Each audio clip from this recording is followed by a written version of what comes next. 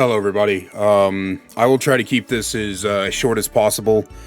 Not going to get into it, but today I got some pretty bad news today, so I'll try to get this as out of the way as soon as possible, and I'll try not to let the events of my personal life color my reaction to whatever this may say. So this says this is an update to Haste and Hindered. If you guys didn't know, somehow, some way, there was a test in the recent PTB for patch 8.7.0, which is the mid chapter and going to be the last patch before the anniversary and year 9, where they were going to remove the ability to stack both Haste and Hindered is separately. A lot of people seem to have interpreted it as you couldn't give haste to yourself and hinder someone at the same time, or that you couldn't hinder somebody who currently had haste. Like, some people were interpreting it that way.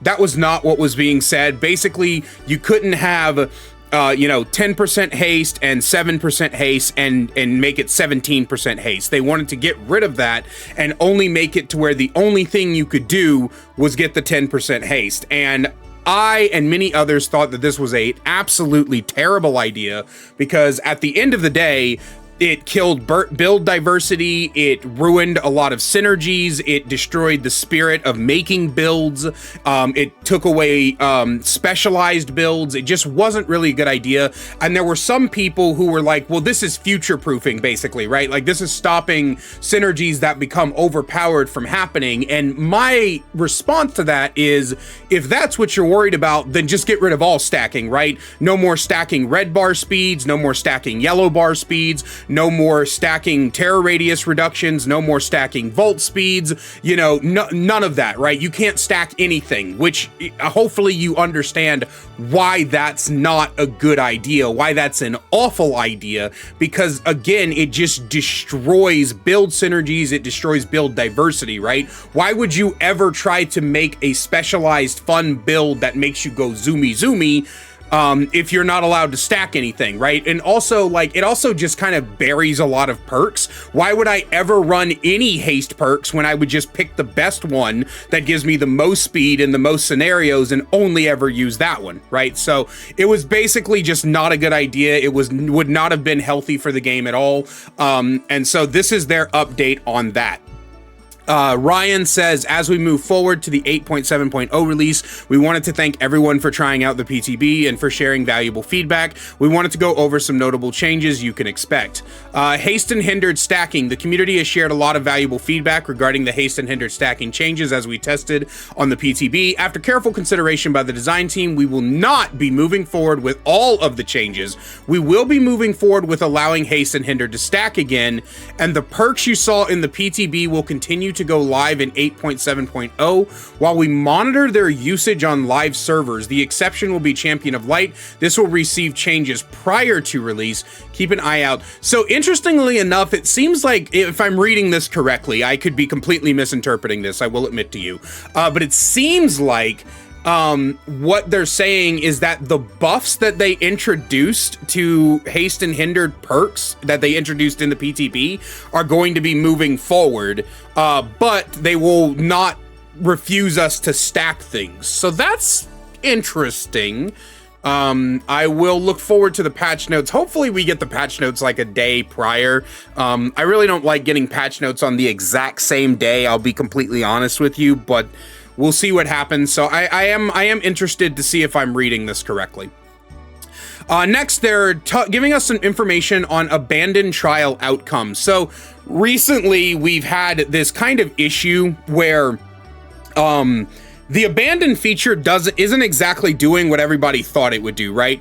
The idea that a lot of us had was, if a killer abandons a match, their abandoned option comes up when they basically won the match, right? All the survivors are bots. Survivors haven't touched generators in 10 minutes, right? It's basically the killer has already won the match, and they're just allowed to not not have to wait around for the survivors to stop hiding in corners for 35 minutes, right? But that's not what happened. That's not what happened. What happened was It was if a survivor hasn't finished a gen in 10 minutes. So you could theoretically 3 gen for 10 straight minutes, abandon the match, and then you would get a win. But then you wouldn't, but then you would, but then you actually would. Like, everybody is fucking confused right now, right? Like, nobody actually understands what the abandon feature is doing. And it's like, behavior has said like multiple different things, and we're just all confused. So hopefully this will be like the definitive, this is what is happening. So it says, with the new abandon option for killers, we've noticed there is some confusion about the results on different scenarios. So they're trying to basically clear up what we've been having an issue with. Says, scenario number 1, if all survivors are bots, the killer can abandon the match without receiving a DC penalty, and the match is considered a draw. Why is it considered a draw if all the survivors have left? That's a win. I've won the match. Wait, what? What?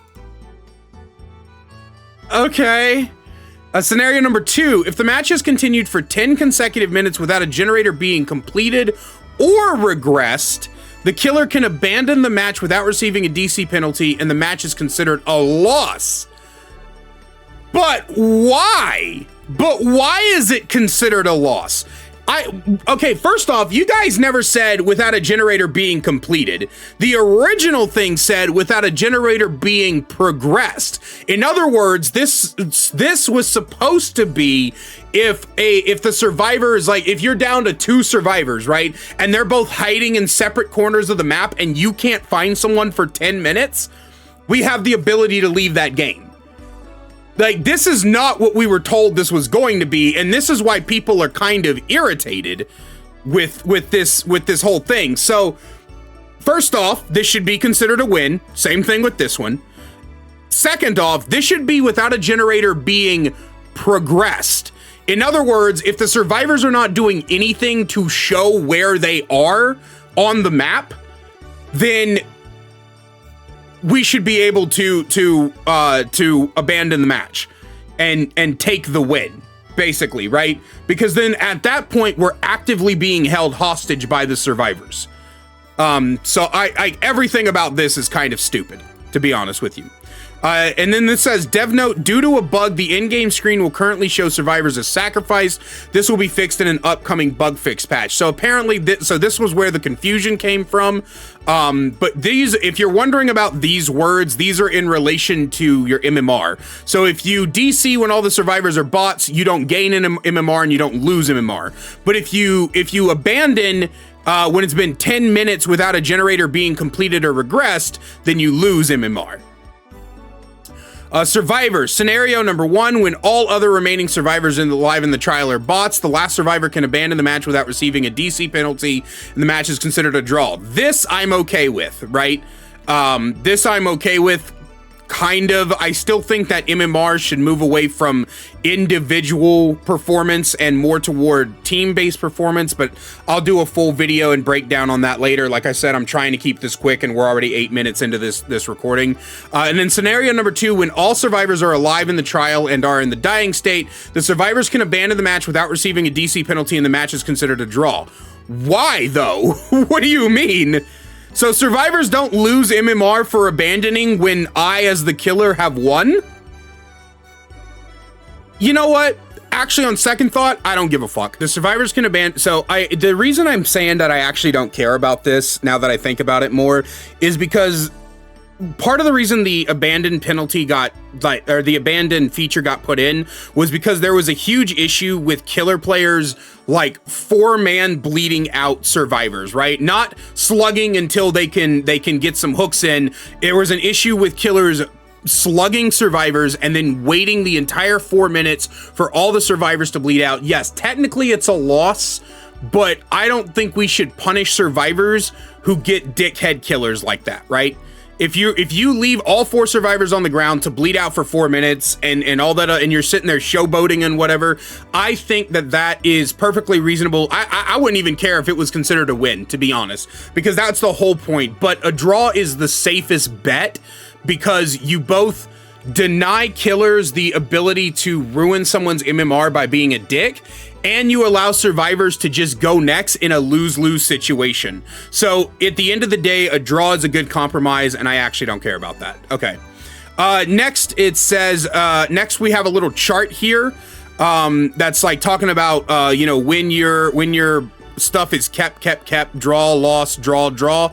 No disconnection penalty, count as a completed trial, no. Then the survivors to be replaced with a bot. So we get this little chart here that basically tells us what's going on. And then that's the end of it. That's the end of it. I don't know what this guy's on about, but anyway, that's the end of all of that. So it's a very short blog post. Sorry it took me so long to get through it. Like I said, I wanted to do this as quick as possible, but yeah. So overall, W, need to wait to see. This should be considered a win. All of this needs to change completely. This needs to be what we were told it was going to be, which is if a survivor doesn't progress a gen in 10 minutes, and then this should be considered a win because I have won the game. This is fine, or this should be considered a win. If you are the last of the survivor with just a bot, you should just gain MMR. I'm sorry. This should be considered a win, and then this is fine. But yeah, that's everything. Let me know what you guys think down below. I love you guys so much, and I will see you. The next video is coming out on Saturday. You know, let me actually take this time to kind of do a little update for you guys. I'm gonna start scheduling videos basically every other day when I have a batch of them. But I'm always going to leave Tuesdays open so that I always have a day free for like patch notes, PTBs, things like that. So Tuesdays, you'll never get a video on Tuesdays unless there's like some kind of news related to like new patches and things like that. But outside of that, every other day where our videos be scheduled, and I'm also probably going to start doing more YouTube shorts as well on this channel. So hope you guys enjoy that. Love you so much. Big thank you to my channel members. Sorry about the kind of rushed mood, but yeah, love you guys, and I'll see you in the next one. Bye.